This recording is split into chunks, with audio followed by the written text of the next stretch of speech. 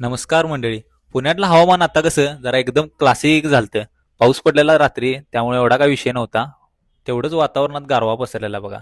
आणि हा माझा दोस्त मधू. लोक सकाळी चहा घेतात, बिस्किट खातात, पण हा सरळ डायरेक्ट भातावरच ताव माराला. हा खरंच ब्रेकफास्ट ऑफ चॅम्पियन आहे काय? आणि त्याला भेटाले बहिर आमचं कबूतर आले बघा, कसं नाचाले बघा.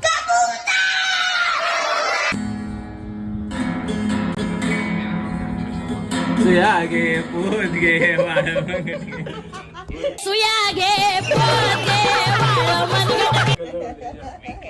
इथे गिटार दिसली आम्हाला.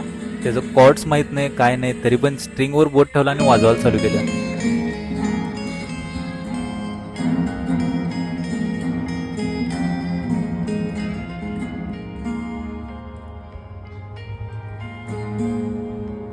वाजले वाजले.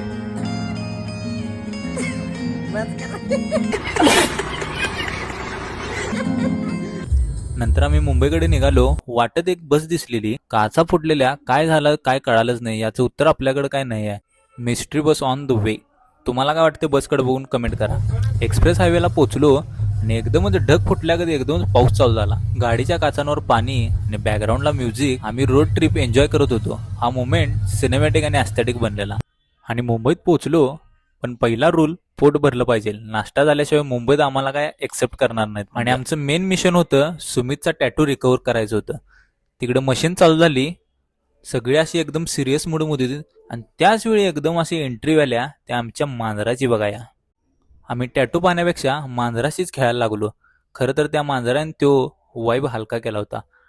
आणि या मांजराला बघून आमच्या जुन्या कॅट्याची आठवण आली मला. तर टॅटू रिकव्हरी मोठा असल्यामुळं अर्धाच टॅटू झालता. बाकीच्या टॅटूसाठी पुढल्या महिन्यात यायला सांगितलेलं. तर असा झाला आमचा इचलकरंजी ते पुणे ते मुंबई प्रवास. मग त्यात फनी सुरुवात आली, पावसातला सफर, टॅटू शॉपमधलं मांजर. असाच मजेशीर कंटेंट घेऊन मी येत आहे. तवर मला लाईक करा, कमेंट करा आणि शेअर करा आणि फॉलो करायला विसरू नका.